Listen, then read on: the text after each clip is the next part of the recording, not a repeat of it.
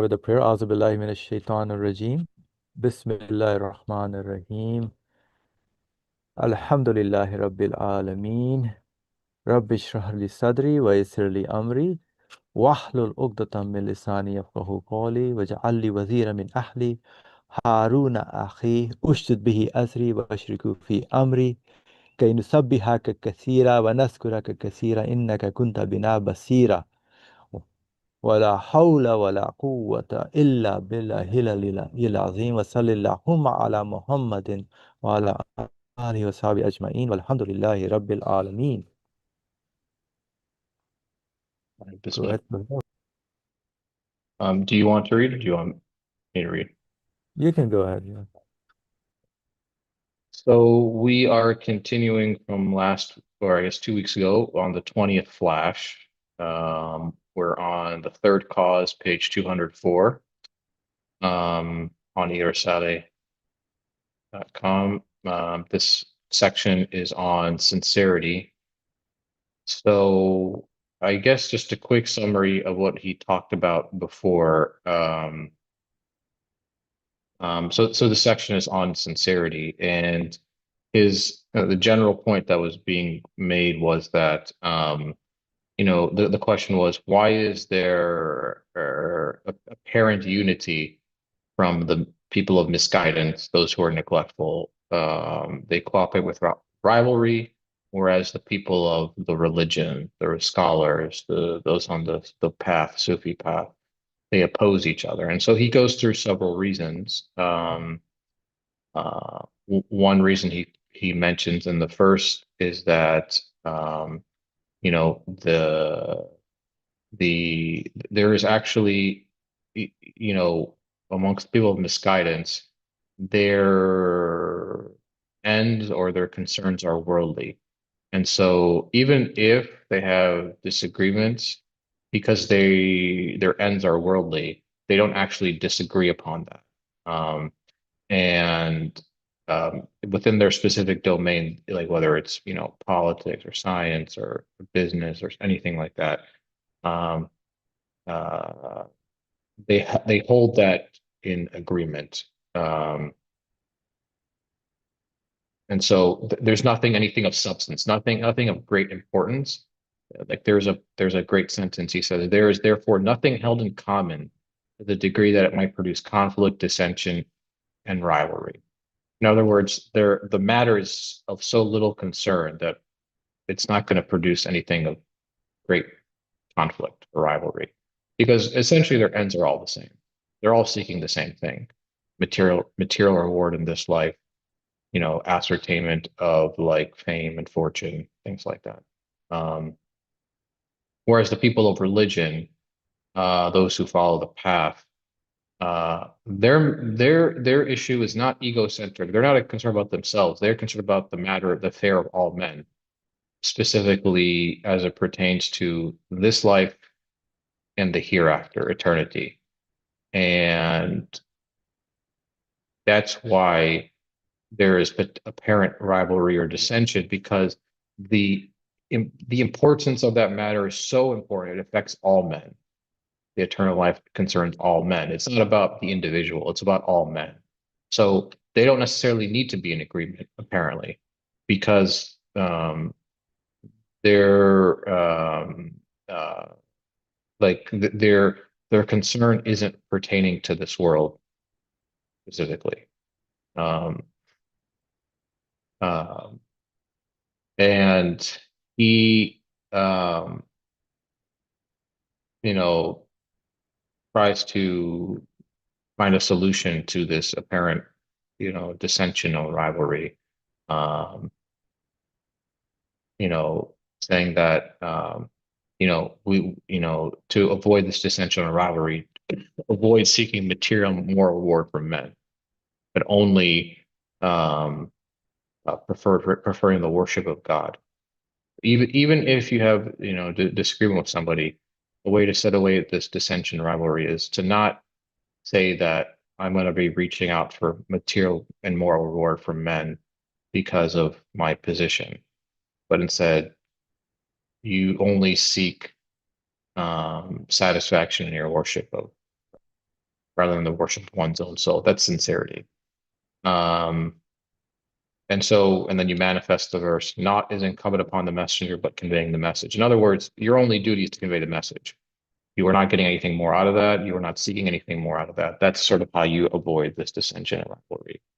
Uh, and then the second cause he points out is that uh, people of misguidance are, they are concerned about worldly matters, and so they don't rely on truth and reality. So in some ways, they embrace cooperation because their strength is minuscule. They're so weak because their concern is worldly matters. They need to be in cooperation with one another. They need the aid of one another. Um, uh, they're all in agreement in terms of godlessness, in terms of worship. That's why they're all in agreement, he says. They make godlessness this sort of truth worship that they have. And they're in agreement in this misguidance. They actually have no fundamental disagreement about this matter. The worldly is the most important concern, and so godlessness is truth, then misguidance is sincerity, and irreligion is solidarity. So they're all in agreement in this, and they seek aid from one another. Um, Whereas the people of religion, the scholars, the saints, those on the path, Sufi path, he says that their strength is from the absolute source. So why would they need anyone else to augment their weakness? That's why you get discord. Um, but he says, you know, um, they have each of them have a different outlook, and because of this different outlook, they probably don't see a need. They don't see a need for agreement and unity.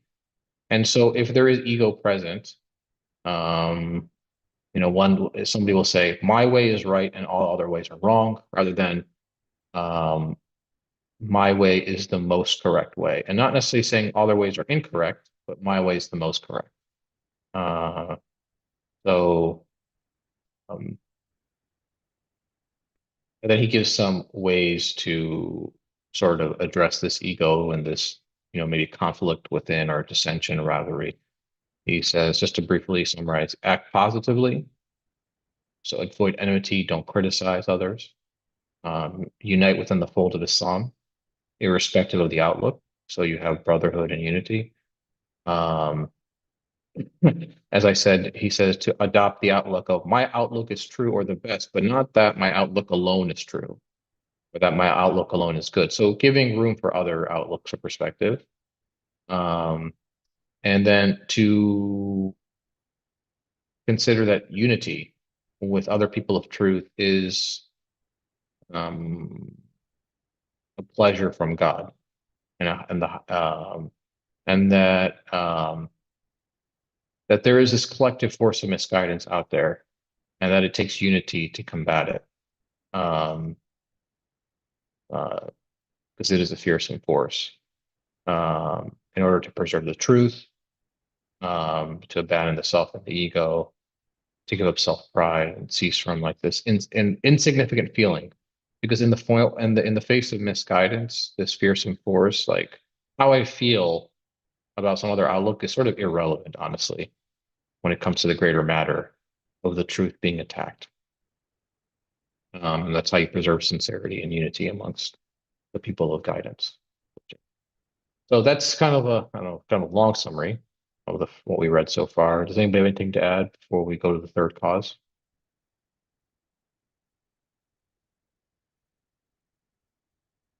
All right, well, we'll start the third cause then. Uh, you can still see the text. Yep, we can see it. Okay. So third cause, disagreement among the people of truth does not arise from lack of zeal and aspiration. Disagreement among the people of truth does not arise from lack of zeal and aspiration. Nor does union among the people of misguidance arise from loftiness of aspiration. That which impels the people of guidance to the misuse of their high aspiration and hence to disagreement and rivalry is the desire for heavenly reward that is counted as a praiseworthy quality in respect of the hereafter, an extreme eagerness with respect to duties pertaining to the hereafter. Let me just read that again. Disagreement among the people of truth does not arise from lack of zeal and aspiration, nor does union among the people of misguidance arise from loftiness of aspiration. That which impels the people of guidance to the misuse of their high aspiration and hence to disagreement and rivalry is the desire for heavenly reward that is counted as a praiseworthy quality in respect of the hereafter, an extreme eagerness with respect to duties pertaining to the hereafter. Thinking to oneself, let me gain this reward. Let me guide these people. Let them listen to me. So again, thinking to oneself, let me gain this reward. Let me guide these people. Let them listen to me. He takes up a position of rivalry towards the true brother who faces him and who stands in real need of his love, assistance, brotherhood, and aid.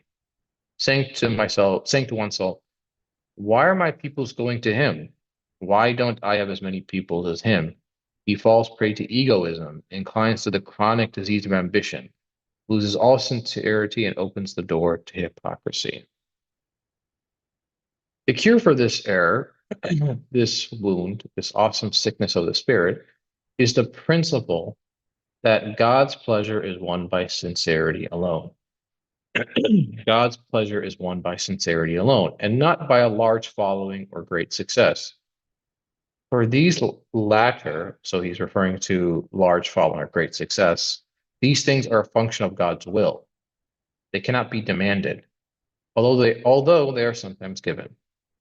Sometimes a single sometimes a single word will result in someone's salvation and hence the pleasure of God. Sometimes a single word will result in someone's salvation and the pleasure of God. Quantity should not receive too much attention, for sometimes to guide one man to the truth may be as pleasing to God as guiding 1,000. Interesting. But for someone to guide one man to the truth may be as pleasing to God as guiding 1,000. Moreover, sincerity and adherence to the truth require that one should desire the Muslims to benefit from anyone and at any place they can. To think, let them take lessons from me so that I gain the reward is a trick of the soul and the ego. O man, greedy for reward in the hereafter, in the performance of deeds, entitling you to that reward, there have been certain prophets who had only a limited following, but received the infinite reward of the sacred duty of prophethood. The true achievement lies, then, not in gaining a vast following, but in gaining God's pleasure. What do you imagine yourself to be that's saying, let everyone listen to me? You forget your function and interfere in what is strictly God's concern. To gain acceptance for you and to have people gather around you is God's concern. So look to your own duty and concern and do not meddle with God's concerns. Okay. Moreover, it is not only men who earn reward for those who hear and speak the truth. Moreover, it is not only men who earn the reward for those who hear and speak the truth. The sentient and spiritual beings of God and his angels have filled the universe and adored its every part. If you want plentiful reward, take sincerity as your foundation and think only of God's pleasure. Then every syllable of the blessed words that issue forth from your mouth will be brought to life by your sincerity and truthful intention, and going to the ears of innumerable sentient beings. They will illuminate them and earn your reward. For when, for example, you say, praise and thanks be to God, millions of those words, great and small, are written on the page of the air by God's leave. For when, for example, you say, praise and thanks be to God, millions of those words, great and small, are written on the page of the air by God's leave. Since the all-wise inscriber did nothing prodigally or in vain, he created innumerable ears, as many as were needed to hear those multiple blessed words. If those words are brought to life in the air by sincerity and truthful intent, they will enter the ears of the spirit beings like some tasty fruit in the mouth. But if God's pleasure and sincerity do not bring those words to life, they will not be heard, and reward will be had only for the single utterance made by the mouth. Pay good attention to this. You Quran reciters who are sad that your voices are not more beautiful and that more people do not listen to you. Okay. That is the end of the third cause. So, what does anybody have any thoughts on?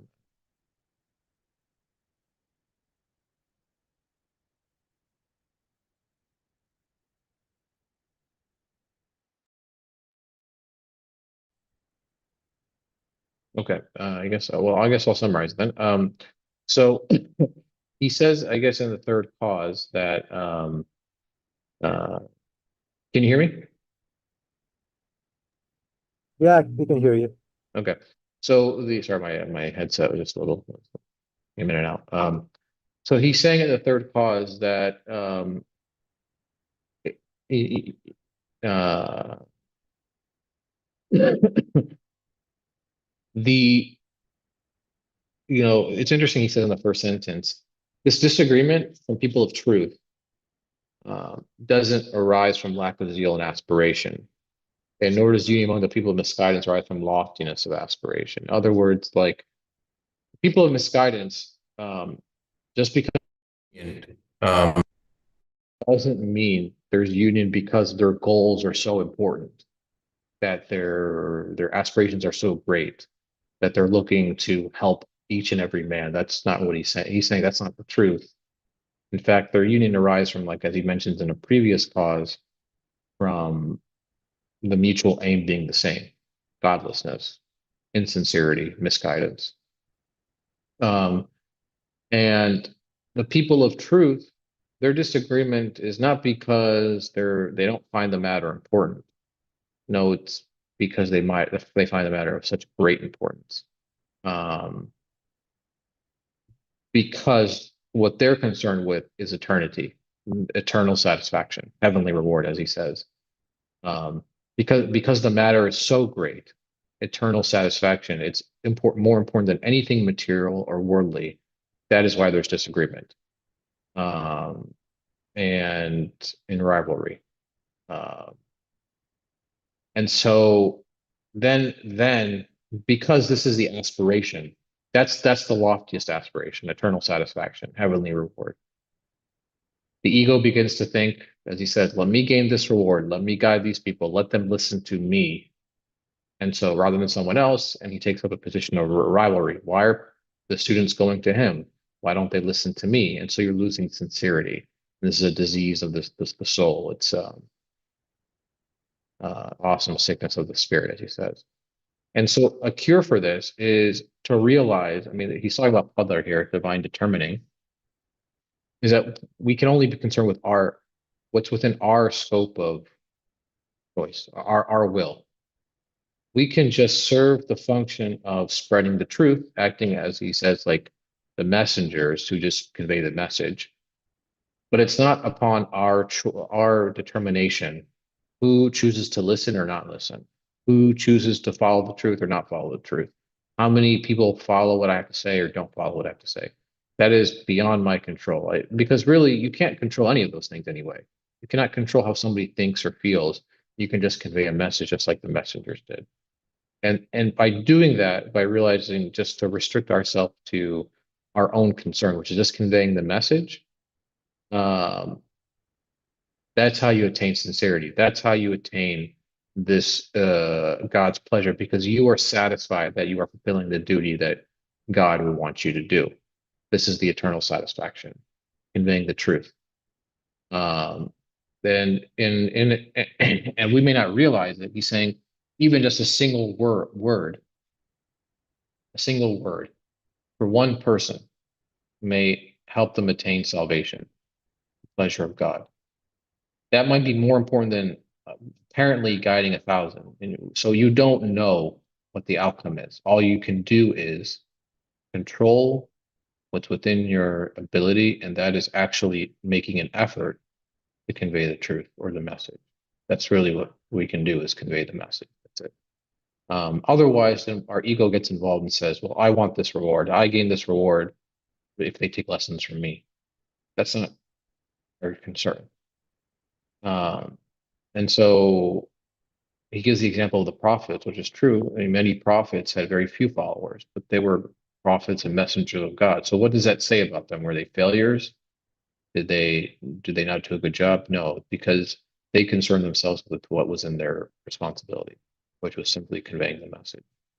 Um, and when you get concerned about that, like they should be listening to me, you forget the point of what you were doing it to begin with, um, which is simply to convey the message. That is God's pleasure and eternal satisfaction. Um, and here's an interesting thing in the last paragraph of the third clause is that we think, like I think that, let's say I'm, maybe sharing something with someone, that they're the only recipient in the conversation. But when we have a conversation with one person, 10 people, 100 people, the world is filled with conscious beings. The world is a conscious living being, and hence the spirit beings that are behind that consciousness. And so our words are not just taken in by the human being, but all the creatures around us. And so that is the audience. So if you think about it in that regard, the whole universe, the cosmos, the heavens and the earth, all around us are our audience. So he is already giving the entirety of the cosmos, the universe, to us as an audience, and we just have to make a choice. And when we forget that, we just think our word becomes singular. Our word only believes it's only a singular word from ourselves, rather than is it taken up by all the spirit beings around us and affirmed. They affirm what the truth we're conveying to them. That brings sincerity. Knowing that you know, the audience is already there. We just have to speak the truth. Uh, but if we're heedless of that fact, ignore that fact, and are only concerned with, well, we only have one person listening to me, or somebody should be listening to me, we sort of we narrow the audience to that one utterance, that one person, to ourselves. That's it. So interesting. He mentions the Quran reciters at the end. So I don't know if that was something he was experiencing himself personally, who would say to him, like, why isn't my voice more beautiful? Why don't more people listen to me? Because Quran recitation can be a source of rivalry, like who has a more, I mean, it's all subjective. I mean, it's all based on one person's perspective, but has a more beautiful voice versus another beautiful voice, and how do people listen to one reciter versus another reciter?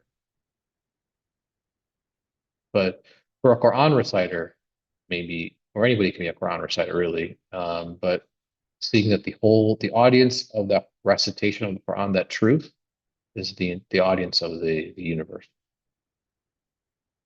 That's how you gain sincerity. Um, do you guys have any comments on that?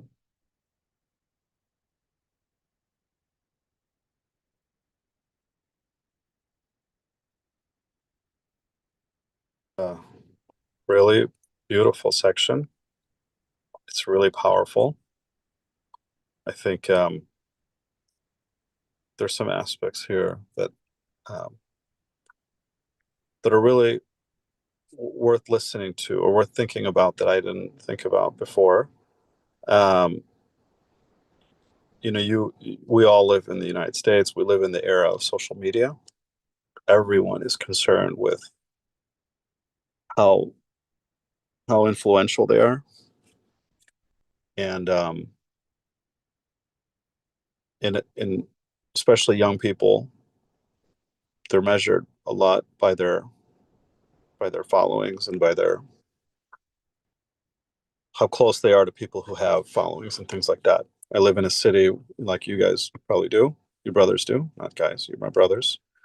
Uh, that people are constantly measuring each other's, you know, followings and just how popular they are and how much attention they're getting, et cetera, et cetera. So even religious people, they're constant in this matter. And so, and I'm not pointing finger. I'm just saying that that's the ambiance, if you will, of like what we see around us. So this is really quite powerful, quite relieving, and it also, even like in our context, I mean, we may not have a lot of people who read and study these things, and I think it's not that we're doing necessarily like the best job, but I think what we've read today puts into context what I think what we should be really like prioritizing, in terms of sincerity, in terms of it, not quantity but quality. So it's beautiful. It's really beautiful. I caught myself like laughing and kind of smiling a lot, even for my own self, just reading this, like thinking about just how superficial even I've become, about life and things. And whereas the things that we're reading here are really true and meaningful. So I really love it. I want to go back and read it again. It's beautiful.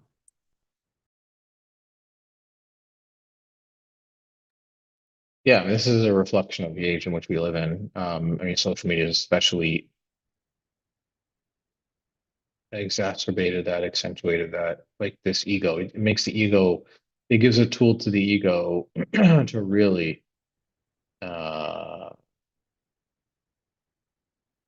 become prideful and arrogant. And as you said, like, why don't, is it literally, you could replace the word, like, why don't I have enough followers, social media followers? I don't have enough likes, subscriptions, things like that. The same thing. Now, even on a bigger scale than before. But before, I mean, when he wrote this, the most you could do back then was like you had, maybe you were in your village or your town. Maybe you were in a city. Most people didn't live in cities; they lived in villages or small towns, and so maybe you had that. Now, like you quite literally have the entire globe at your fingertips. So it's just even more exacerbated now than ever before.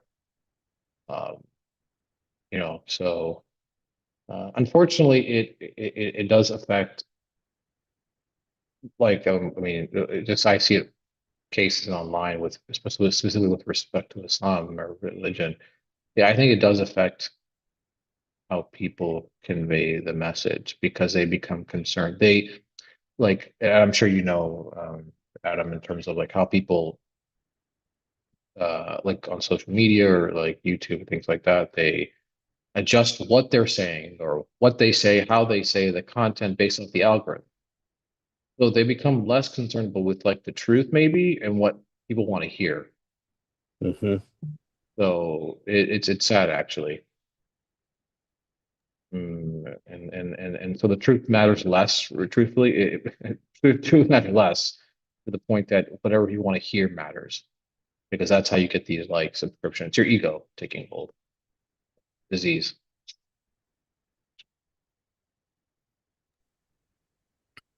So the really interesting, beautiful parts, especially this one about reciters reciting.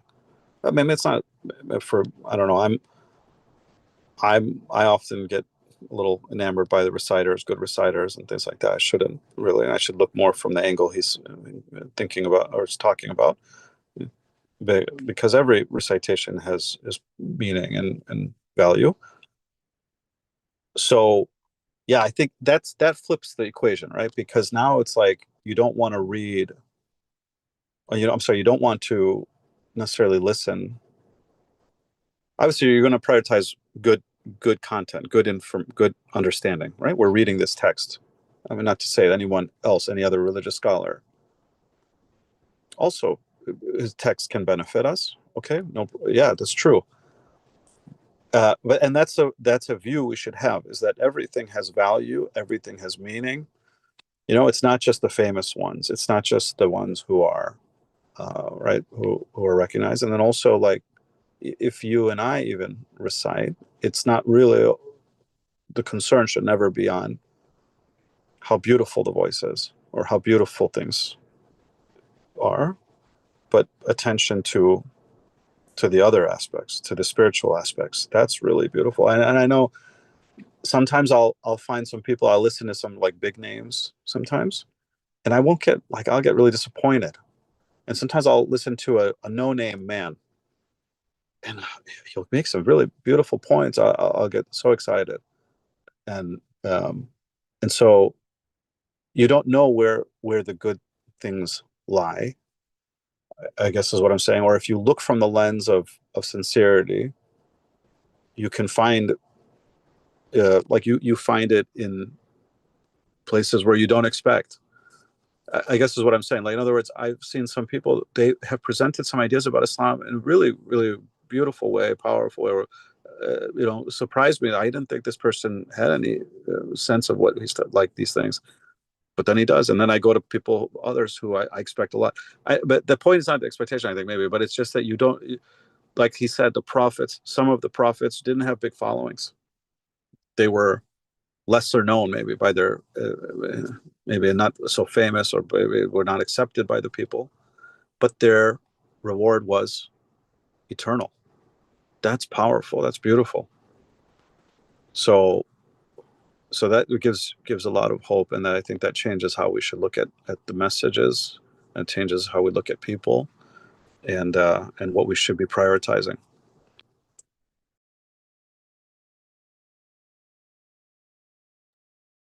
Yeah, that's I mean, true. It's interesting. I mean, that's what I was thinking when you said like there have been prophets who have been limited followings, who've had limited followings. So who am I to say I can demand, as he says before it, I can demand a following? Like not even the prophets were given. It's all within God's will. That's very humbling and makes your intention sincere because now you're not looking for something that's beyond your control. But and I think there's like a beautiful way in which the divine has set up the structure of the world, and that if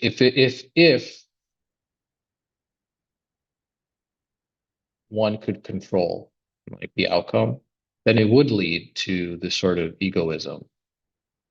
But it's sort of like a barrier that God puts between me and the outcome that prevents my ego from, you know, becoming like a god in a sense.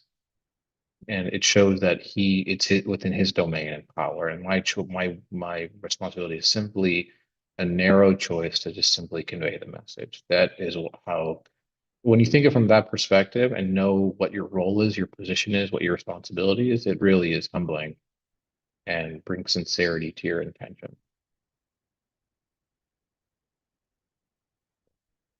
And as you said, uh,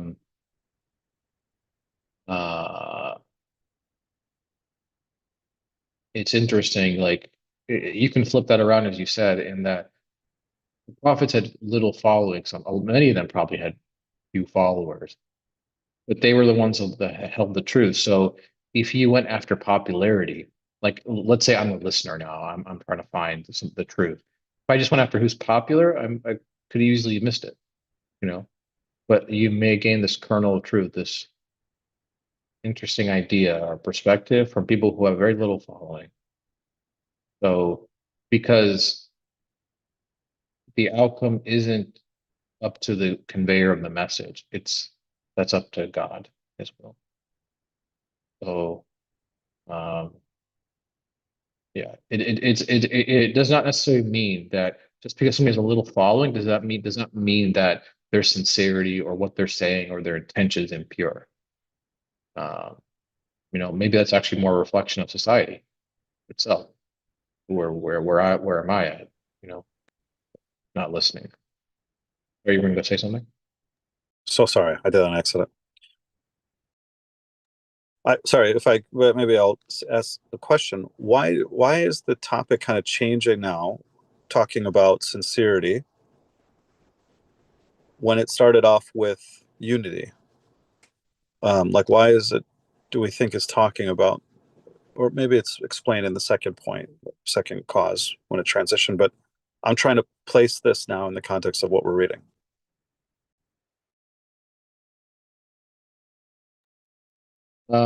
I think he's seeing um well, so the third cause, I guess third cause of disunity amongst the people of religion. So he was pointing out a cause of that, and that's people seeking interfering within God's domain and saying, I want this reward, I want that reward, why don't people follow me? That is a cause of disunity among the people of truth. And then I think afterwards he gave a cure for them. So it might be that I think in every cause he's giving a cure to address this cause of disunity, which is a reflection of insincerity. Like sincerity leads to unity, I think, is what his point is, as he points out in a prior quote. Sincerity for the truth allows for other perspectives and outlooks, which therefore allows for unity within the fold of Islam. Because we are not necessarily concerned with followers or who's listening to me or why don't they follow me or they should listen to me, but seeing that I have an outlook or perspective and I'm just here to share it. Whether somebody listens or doesn't listen isn't up to me. So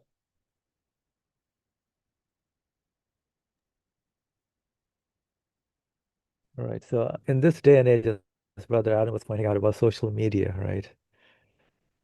So, I mean, I've become sad also when the Imam that he gives classes, there are not many people who kind of listen to him. And even this author, like, I don't think many people are interested in this author, like, but the message he shares, right? So it makes me sad. Like, this feeling comes to me as well. Even though if I'm not even in the area of presenting something, but even if I look at it when the message is being relayed to me or conveyed, it's not popular, it's not, and that of course, like the motivation in terms of whoever is, for example, I see the Imam here that he cuts the class short because although he's one of the good ones actually, he does make some good points, but because the audience is not there or they're either not paying attention, they're sleeping, so maybe, you know, and he does 3 classes a week, basically. And then I see like I've been with risale-i discussions as well, right? And I've seen like what's going on and the interest of people, and sometimes it does become a sad case. And then here again, he says, like giving the example of the reciters, don't be sad, basically, right? So don't worry about that. You don't have an audience or not even. And then he previously made the mention that even one person, if benefits from that message, that may be much better, like in a way encouraging, even for one single person, it could be like it's worth it, right? Because it's not really to have the number or the quantity, but first of all, it's not really for your worldly benefit to have a following or an audience, but really to fulfill your purpose, just like the prophet's duty was to convey the message, right? So had a duty of prophethood, and us human beings have our duty to also convey in the same line as the duty of what the sunnah and how the prophets were conveying the message in the same way, right? So what do you guys think about this? Like being sad, but realizing, yes, sincerity is what is important and God's pleasure. So how can we make this more practical in a way that really to get out of this pressure of having an audience? Because it does, like everybody pretty much talks about it. Because there are like a lot of like perfectly made videos, powerful presentations that people work on, and especially coming from Texas area, right? Really good, solid, well done recordings that are on YouTube or Instagram or TikTok, whatever the different social media outlets.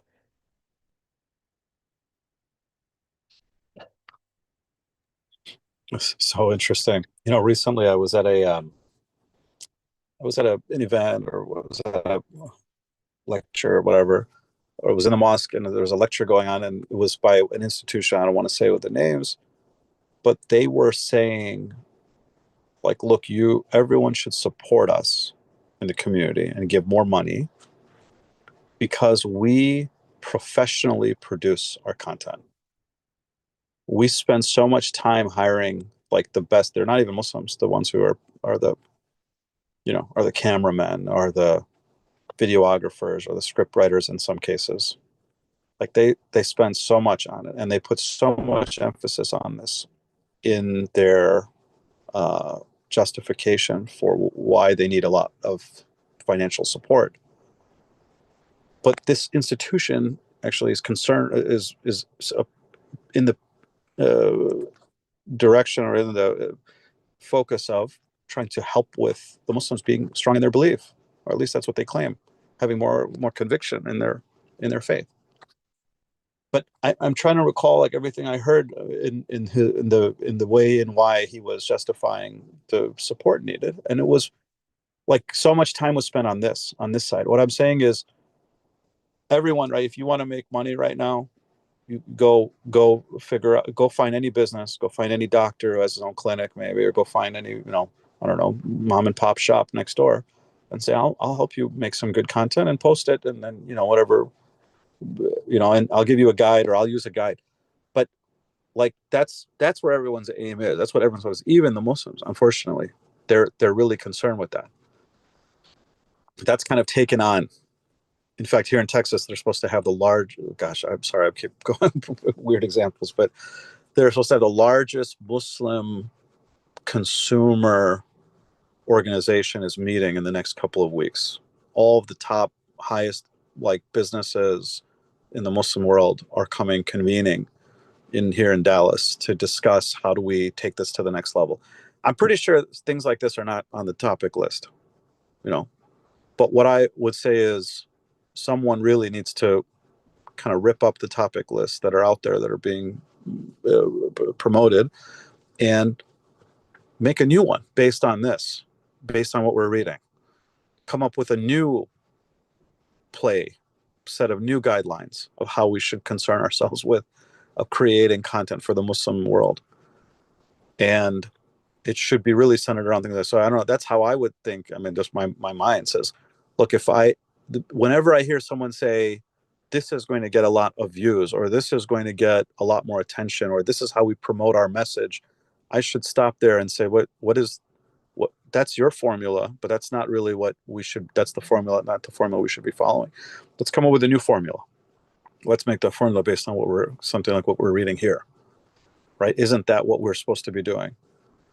So that's how I would say, I'm not directly answering your question, but I would say like we need a new way of thinking about a new set of guidelines for how we start thinking about message and content and interacting with others.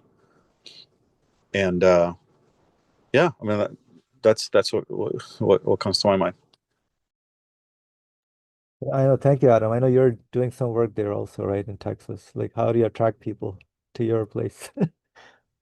I'm not doing any work at all. In fact, I this morning I was at the Fajr prayer at the mosque by my house, and afterwards there was some breakfast. There was young people. There was like a bunch of high school and college students sitting together. I joined them a little bit for breakfast. I just had these little one-off ones. These days I'm a little bit, unfortunately, not. It's not good. I'm busy a lot with my work, but anyway, whenever I get an opportunity like today, I spend some time with them, and they were talking about trustworthiness, or they were discussing, because they had a YM meeting, a young Muslims, whatever meeting, the night before. One of my sons goes to it, and I asked him about it yesterday because my son told me about it, and I asked these brothers that were there. I said, "How was it?" And the focus was on trustworthiness, and all the examples that they were sharing with me about what was said was, if a person keeps his word, if a person says the price is this, and then he says that is the price, he pays that price. Like, if they're using very, very much superficial, not just superficial, but like common, like well-known things, and everyone's pouring in with comments about that. And Muslims don't keep their word; they don't do this. That's true. I mean, those are all good points. But that also is found within the non-Muslim world as well. I mean, but if a person in your school is non-Muslim, he pays his things on time and he does what he says, should I follow him? Would you follow him just because of that? Or is there something more here that needs to be understood about trustworthiness? Is there an element of what I should trust, or how I can become confident uh, about the one I'm trusting, the one who's trustworthy. Uh, I mean, I was just trying to get them to think about this, and we were discussing it, and yeah, I mean, I think it challenged them.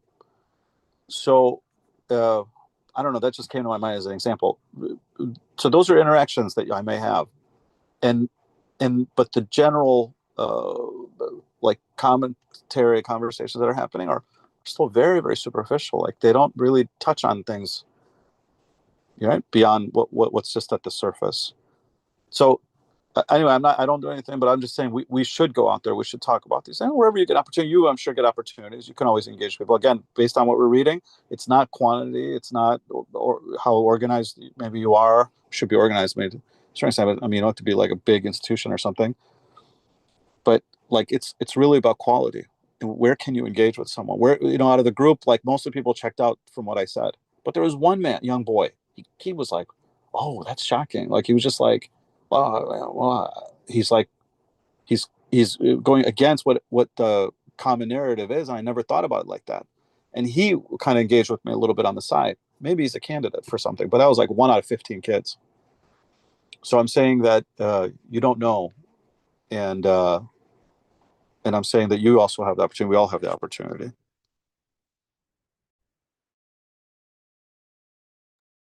Inshallah. Very nice. That was good discussion.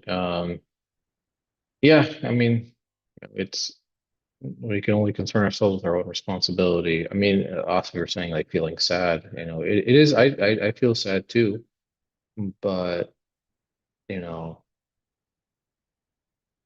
in the end, I can only ask myself, have I done enough, or can I do more? People are going to be people. They're going to make their choice. That's up to God's determination.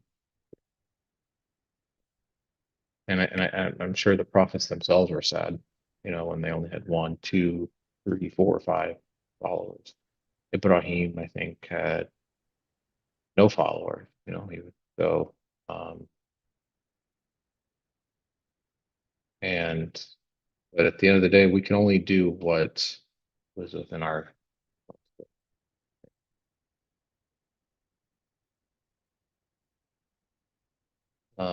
Any other comments, thoughts? Yeah, I think it's beautiful. I think what we read today is so like uplifting for me, and I think it's just I love it. I really really love it. Alhamdulillah. It's really, I mean, because it gives you a just totally different opposite view. Like what's conventional like is not the case. Sincerity is what gives everything. And who knows? I mean, the person who's not listened to.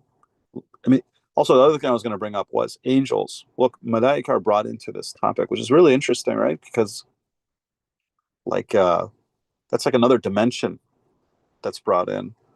I don't know what you both thought about that. I found that to be really, really interesting and also beautiful. I didn't think about it in that way.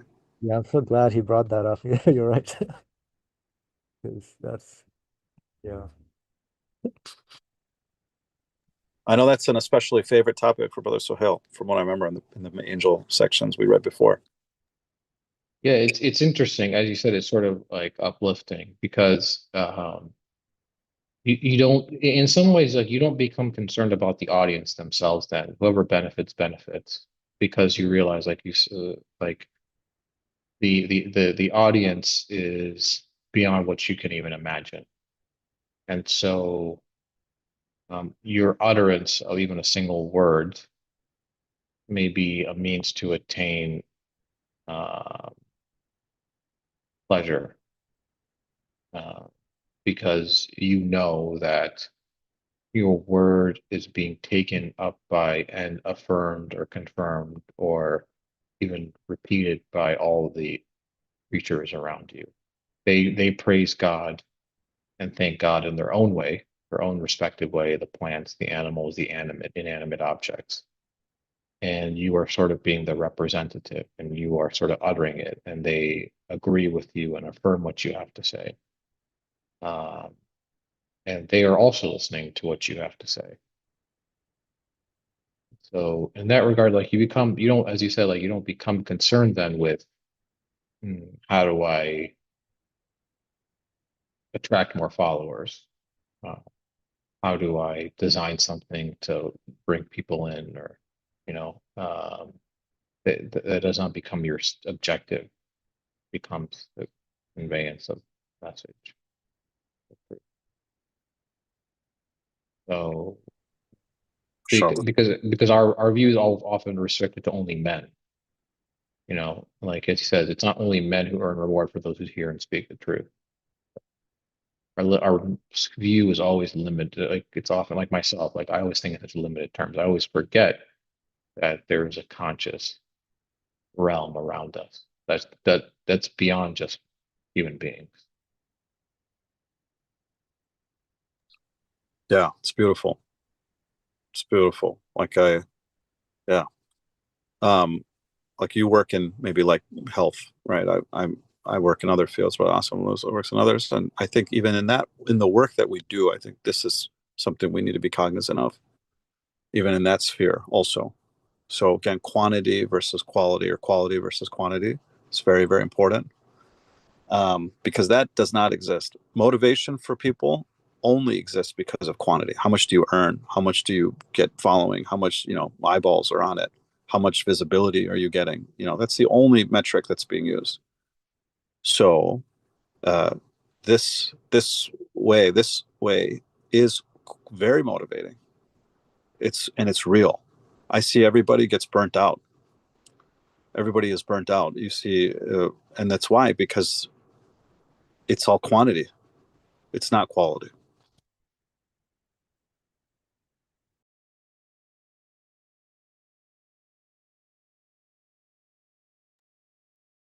Um, any other thoughts? We can go on to the fourth cause. We started a little bit late, so we could go on for like 10 minutes.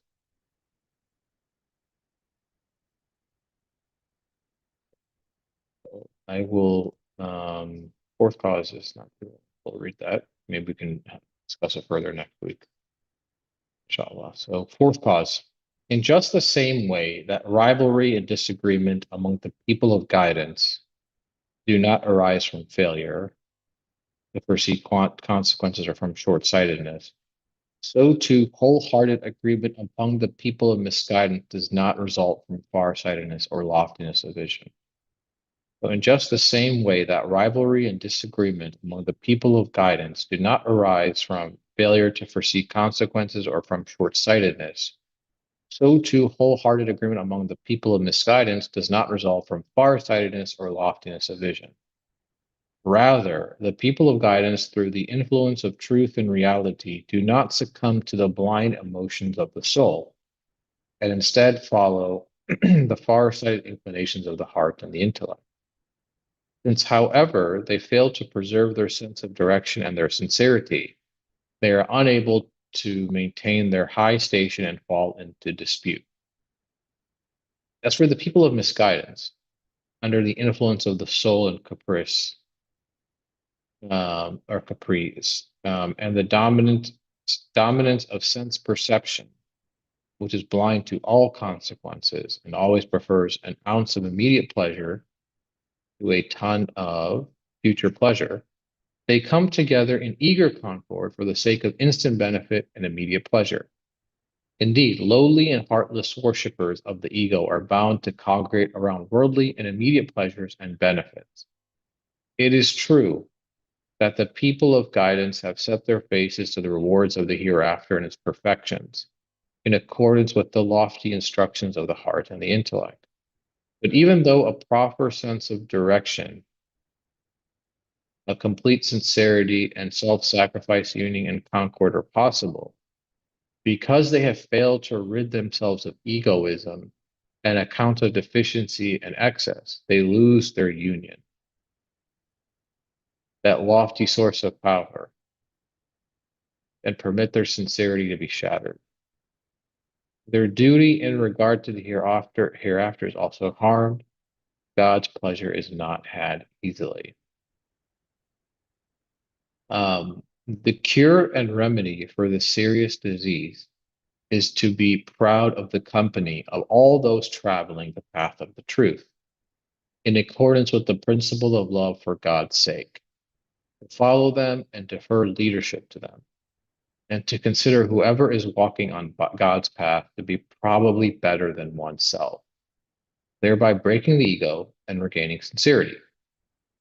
Salvation is also to be had from that disease by knowing that an ounce of deeds performed in sincerity is preferable to a ton performed without sincerity. By preferring the status of a follower to that of a leader, with all the danger and responsibility that it involves. Thus, sincerity is to be had, and one's duties of preparation for the hereafter may be correctly performed. Yeah. Fourth cause is interesting. He says that,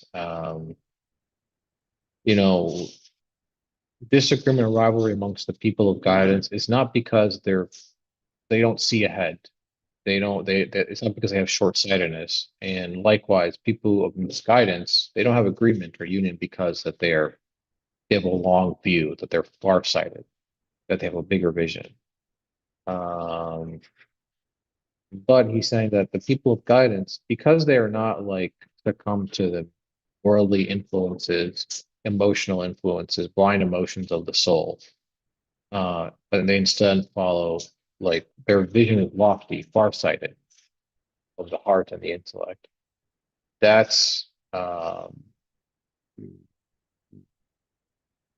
that's instead their vision.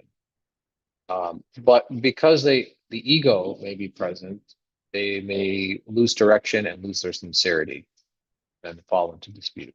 Whereas people of misguidance, because their concern is worldly, they follow these blind motions for immediate pleasure instead of eternal pleasure. Um, they all come together because their aim is the same. Their aim is immediate pleasure. Uh, and where is the immediate pleasure? It's in the world. And so they congregate around the world. They're in agreement upon it. So their vision is short-sighted. They only think about the world and not not eternity. Um,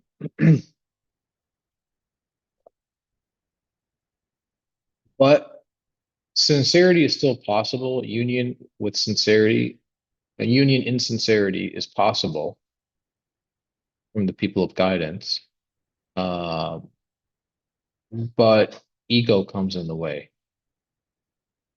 Uh, and it's because they have started, because people of guidance may start to be concerned with, um,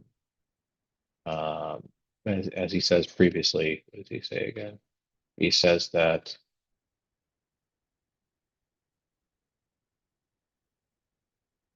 they may fail to preserve their sense of direction because the ego gets in the way.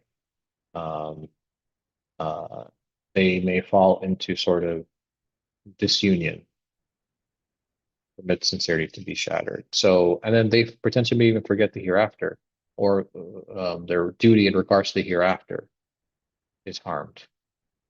Uh, so the ego is what is preventing potentially this union, self-sacrificing union, because the ego doesn't necessarily want to self-sacrifice. It wants to be alone in its sort of uh, like it wants to be the leader, as he goes on to say, not a follower. And so the cure for this is to be happy or proud of the company of those traveling the truth, regardless maybe of their perspective or outlook, according to the principle of love for God's sake, because they themselves are seeking eternity and union with God. So there should be love for that, for they're trying to tread the same path, truth, and potentially deferring leadership. So being and potentially being a follower is more preferable than being a leader because there is um, responsibility and dangers that involve with leadership. Maybe being a follower is even better. And by having this preference for following rather than leading, you gain sincerity. Um, and um, And by doing that, then your concern then becomes a hereafter rather than just simply leadership for leadership's sake. If you want to listen to me, or me, if the ego is interfering in sincerity, which would bring about union. So, um, and again, he brings up the idea of quantity versus quality. So quality being an ounce of deeds performed with sincerity is better than a ton performed without sincerity. So it's always about quality rather than quantity in the eyes of because we're always fixated on the material result. But those are my thoughts on the fourth cause. I don't know if you guys have any thoughts. I know we're kind of up against an hour, but we can pick up this next week too, inshallah. So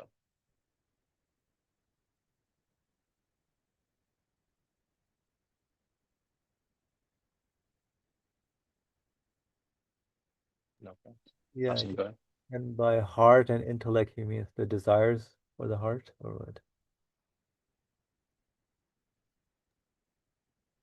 I think Adam dropped. So I took that to mean that you Information of know, so he's comparing blind emotions of the soul, meaning blind emotions of the soul, meaning like things that like are like hawa, like desire, blind, like we're just looking for immediate pleasure, blind emotion of the soul. Whereas the inclination of the heart and the intellect, which is a little bit different.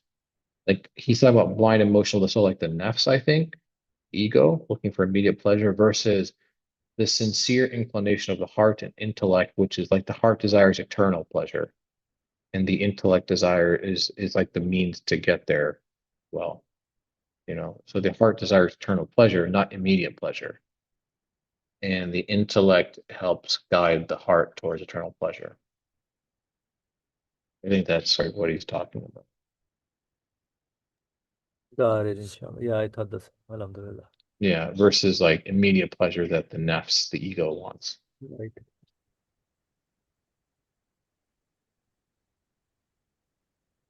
We can pick this up next week, inshallah. So, I mean, discuss, it's up to an hour or Okay. so.